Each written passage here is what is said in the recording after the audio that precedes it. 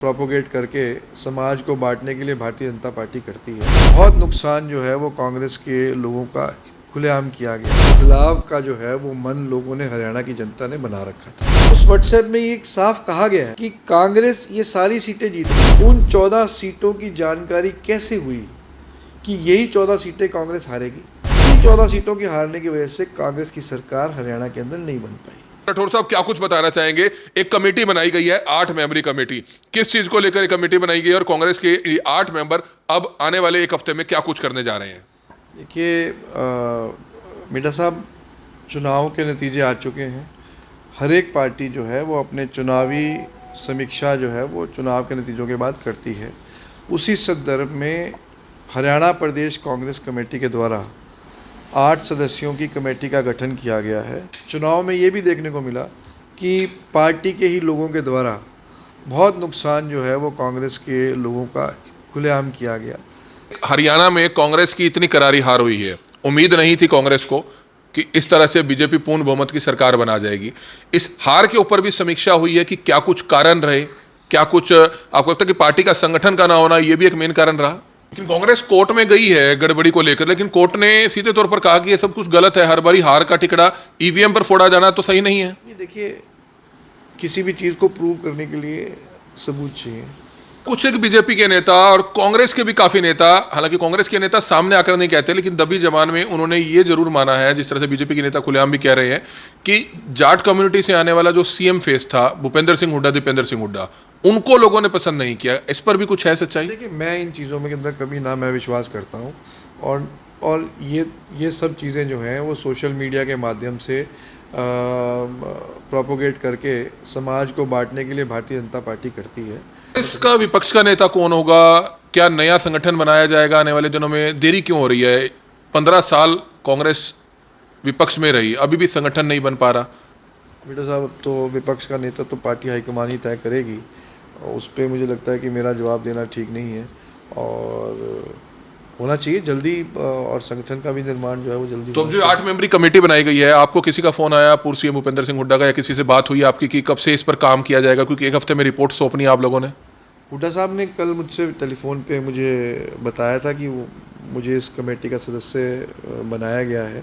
घरोंडा से एमएलए बने थे हरविंदर कल्याण, विधानसभा में स्पीकर बनाया गया है, उनको शुभकामनाएं देना चाहिए। निश्चित रूप से मैं उनको बधाई देता हूँ, उनके उज्जवल भविष्य की कामना करता हूँ, और उम्मीद करता हूँ कि लोगों के मैंडेट के ऊपर वो खड़े होते हैं। घरोंडा में आपसी कलह चल रहा था, कांग्रेसी नेताओं में जो वार चल रही थी, क्या उसमें भी समझौते की उम्मीद है? आने वाले दिनों में इकट्ठे हो सकते हैं सभी कांग्रेसी नेता? कोई वॉर नहीं चल रहा था, जिसकी जहां आस्था है वो वहीं रहेगा।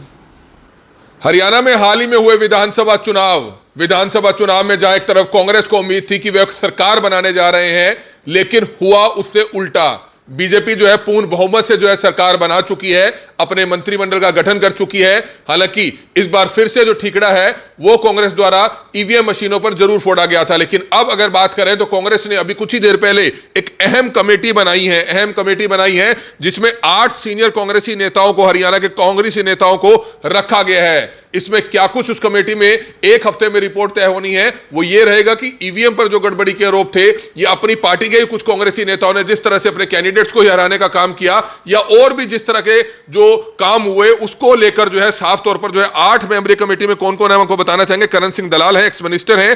केसी भाटिया है, चेयरमैन है लीगल सेल के, एचपीसीसी की कन्वीनर है। आफ्ताब अहमद है, एमएलए है, मेंबर है। श्री वीरेंद्र सिंह राठौर मेंबर है। Jaiveer Singh Valmiki ex MLA. Vijay Pratap Singh member. Varinder Bulesha member और मनीषा सांगवान मेंबर। आप देख सकते हैं 8 नेताओं की एक कमेटी बनाई गई है जो एक हफ्ते के अंदर जो है एचपीसीसी चंडीगढ़ को अपनी रिपोर्ट सौंपेगी। उदयभान पार्टी के जो प्रदेश अध्यक्ष हैं, उनकी तरफ से ये ऑर्डर जो है जारी किया गया है। ऑर्डर की कॉपी इस समय हमारे साथ मौजूद है। और इन 8 मेंबरी कमेटी में करनाल से जो वीरेंद्र सिंह राठौर है, कांग्रेस के नेता है, सीनियर, चुनाव भी घरोंडा से लड़ा था, वो इस समय हमारे साथ मौजूद है। राठौर साहब क्या कुछ बताना चाहेंगे? एक कमेटी बनाई गई है, 8 मेंबरी कमेटी। किस चीज को लेकर एक कमेटी बनाई गई है और कांग्रेस के 8 मेंबर अब आने वाले एक हफ्ते में क्या कुछ करने जा रहे हैं? देखिए मीठा साहब, चुनाव के नतीजे आ चुके हैं। हर एक पार्टी जो है वो अपने चुनावी समीक्षा जो है वो चुनाव के नतीजों के बाद करती है। उसी संदर्भ में हरियाणा प्रदेश कांग्रेस कमेटी के द्वारा 8 सदस्यों की कमेटी का गठन किया गया है। जिसमें मुझे भी सदस्य के रूप में उस कमेटी का सदस्य बनाया गया है। ये कमेटी गहराई से समीक्षा करेगी हार के कारणों की, और ख़ास तौर पे जो ईवीएम के जो इश्यूज़ हैं, जो पूरे देश भर में एक बड़ा मुद्दा ईवीएम को लेकर के चला हुआ है, जिसमें डाटा फाइल्स को अपलोड करने का एक महत्वपूर्ण विषय है। दूसरा, चुनाव में ये भी देखने को मिला कि पार्टी के ही लोगों के द्वारा बहुत नुकसान जो है वो कांग्रेस के लोगों का खुलेआम किया गया। तो इन तमाम मुद्दों के ऊपर एक विस्तृत जो है वो रिपोर्ट ये 8 मेंबरी कमेटी तैयार करेगी अगले 1 हफ्ते में। इसमें सभी जो हमारे विधायकगण हैं जो जीत के आए हैं उनसे भी चर्चा होगी। जो चुनाव में हमारे प्रत्याशी हैं सभी 90 की 90 विधानसभाओं के, उनसे कमेटी विस्तार पूर्वक तरीके से 10-10, 15-15 मिनट की चर्चा करके एक डिटेल्ड रिपोर्ट जो है वो तैयार की जाएगी और अगली रूपरेखा तैयार होगी। और जिन लोगों ने पार्टी विरोधी गतिविधियों में जो संलग्न रहे हैं उनके खिलाफ जो भी पार्टी को फैसला लेना है फिर वो लीजिए। आपको क्या लगता है सर, जिस तरह से हरियाणा में कांग्रेस की इतनी करारी हार हुई है, उम्मीद नहीं थी कांग्रेस को कि इस तरह से बीजेपी पूर्ण बहुमत की सरकार बना जाएगी, इस हार के ऊपर भी समीक्षा हुई है कि क्या कुछ कारण रहे, क्या कुछ आपको लगता है कि पार्टी का संगठन का ना होना ये भी एक मेन कारण रहा? देखिए, एक बात तो स्पष्ट है कि लोगों का बदलाव का जो है वो मन लोगों ने, हरियाणा की जनता ने बना रखा था। कहीं ना कहीं हालांकि चुनावी नतीजे आ चुके हैं और अब ये बात कहना मुझे लगता है कि थोड़ा सा ठीक शायद ना भी लगे, परंतु कुछ मुद्दे ऐसे ज़रूर हैं जिन पे देश के अंदर चर्चा होनी बहुत आवश्यक है। जैसे मैंने उस दिन भी पिछली प्रेस वार्ता के अंदर भी आपसे एक व्हाट्सएप का जिक्र किया था। आज वो व्हाट्सएप की डिटेल मेरे पास परसों आई है, जिसमें आप देख सकते हैं, मैं आपको दिखाऊं, टाइम आप देखिए, ये व्हाट्सएप पे टाइमिंग आ गई जी 7:30 बजे सुबह। अब गिनती लगभग 8, 8:30 बजे शुरू होती, तो एक व्हाट्सएप गिनती शुरू होने से आधा घंटा पहले आता है और वो 14 सीटों के बारे में जिक्र करता है, हरियाणा की 14 सीटों के बारे में।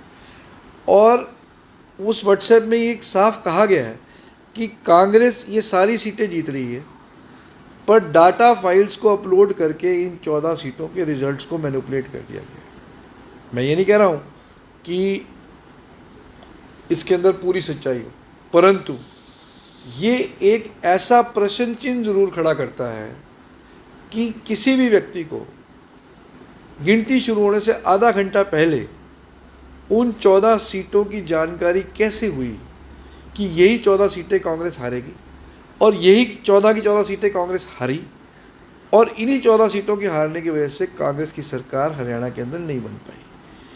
तो निश्चित रूप से कहीं ना कहीं सबूत इस तरफ इशारा ज़रूर कर रहे हैं। हालांकि इस चीज़ को साबित करना मुश्किल है, परंतु आपको सोचने में ज़रूर मजबूर किया जा रहा है कि आखिरकार ऐसा क्या हुआ कि इस प्रकार के नतीजे हैं। आप देखिए, अगर भारतीय जनता पार्टी की performance up to the mark होती, किसी भी पार्टी की परफॉर्मेंस उसकी कैबिनेट पर निर्भर करती है। अगर कैबिनेट ने अच्छा काम किया होता तो सभी कैबिनेट मंत्री अनिल विज को छोड़ करके क्यों चुनाव हारते? अगर विधायकों ने अच्छा काम किया होता तो 11 इनके प्रत्याशियों की जमानत क्यों जब्त होती? 89 सीट्स पे बीजेपी चुनाव लड़ी, 89 में से 10 इनके कैबिनेट मंत्री चुनाव हार गए, 11 लोगों की जमानत जब्त हो गई, बचे 69। तो क्या ऐसी आंधी हरियाणा के अंदर चल रही थी कि 69 में से 48 सीटें बीजेपी एक तरफा जीत की स्थिति में थी? तो लोग आज भी कहीं ना कहीं इस नतीजे को स्वीकार करने के लिए तैयार नहीं है। आज भी आप अगर इन 14 सीटों के अंदर घरोंडा का भी जिक्र है, आज भी आप शहर में जाएं, पता करें, अगर 10 आदमियों से बात करेंगे तो 10 के 10 आपको बताएंगे कि हमने कांग्रेस को वोट दिया। लेकिन कांग्रेस कोर्ट में गई है गड़बड़ी को लेकर, लेकिन कोर्ट ने सीधे तौर पर कहा कि ये सब कुछ गलत है, हर बारी हार का टिकड़ा ईवीएम पर फोड़ा जाना तो सही नहीं है। ये देखिए, किसी भी चीज़ को प्रूव करने के लिए सबूत चाहिए, और जब टेक्नोलॉजी के माध्यम से कोई भी चीज़ फ्रॉड किए जाते हैं तो उनको साबित करना इतना आसान नहीं रहता। आप देखिए, टेक्नोलॉजी का यूज़ करके लोगों के अकाउंट से पैसे चले जाते हैं, क्या हम पकड़ पाते हैं किसी को? हम नहीं पकड़ पाते कभी किसी को। तो आज टेक्नोलॉजी इस लेवल के ऊपर जा चुकी है जहां डाटा को मैनिपुलेट करना कोई बड़ी बात नहीं है। हाँ, इलेक्शन कमीशन का निष्पक्ष होना, लोगों का फेथ इलेक्शन कमीशन के अंदर और ईवीएम के अंदर होना, ये इम्पॉर्टेंट है, मैंने पहले भी कहा। पर आज देश की जनता आज लगातार ये कह रही है कि ईवीएम के ऊपर भरोसा नहीं है। और वहीं अगर आप बैलेट पेपर्स की काउंटिंग करें, बैलेट पेपर्स की काउंटिंग हमारे यहाँ भी हुई, उसमें तो हम जीत रहे हैं। तो बैलेट पेपर और ईवीएम के रिजल्ट्स के अंदर कहीं ना कहीं जो डिफरेंस आ रहा है, उसका वो एक बड़ा सवालिया निशान जो है वो ईवीएम के ऊपर छोड़ने का काम कर रहा है। और भी तो मुल्क हैं, अमेरिका है और कंट्रीज़ हैं, और वो तो हमारे से 100 साल 200 साल आगे हैं। ऐसा भी नहीं है कि वो मुल्क हमारे से पीछे हैं, टेक्नोलॉजी में भी हमसे आगे हैं। जर्मनी है, वो टेक्नोलॉजी में हमारे से आगे है।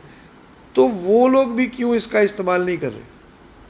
वो लोग इसलिए इस्तेमाल नहीं कर रहे कि वो जानते हैं कि इन मशीन्स को कहीं ना कहीं अगर मैनिपुलेट करने की नीयत हो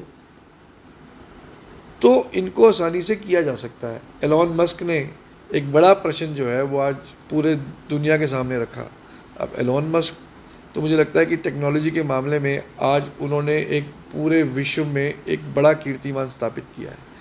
यहाँ तक स्थापित किया है कि फ़िज़िक्स के नए कानून ही उन्होंने बना दिए। रॉकेट को लेकर के जहाँ फ़िज़िक्स दुनिया की कुछ और कहती थी, तो उन्होंने फ़िज़िक्स के सिद्धांत ही नए बना करके रॉकेट्स को पूरे ब्रह्मांड में लॉन्च किया हुआ है। तो उनका भी ये कहना है कि ये मैनिपुलेट होने वाला डिवाइस है। तो ये सब प्रश्न है। लेकिन राठौर साहब, कुछ एक बीजेपी के नेता और कांग्रेस के भी काफी नेता, हालांकि कांग्रेस के नेता सामने आकर नहीं कहते, लेकिन दबी जबान में उन्होंने ये जरूर माना है, जिस तरह से बीजेपी के नेता खुलेआम भी कह रहे हैं, कि जाट कम्युनिटी से आने वाला जो सीएम फेस था भूपेंद्र सिंह हुड्डा, दीपेंद्र सिंह हुड्डा, उनको लोगों ने पसंद नहीं किया। इस पर भी कुछ है सच्चाई? देखिए, मैं इन चीज़ों में अंदर कभी ना मैं विश्वास करता हूँ, और ये सब चीज़ें जो हैं वो सोशल मीडिया के माध्यम से प्रोपोगेट करके समाज को बांटने के लिए भारतीय जनता पार्टी करती है। मुझे लगता है कि भाई यहाँ वोट बीजेपी और बीजेपी के खिलाफ का वोट था।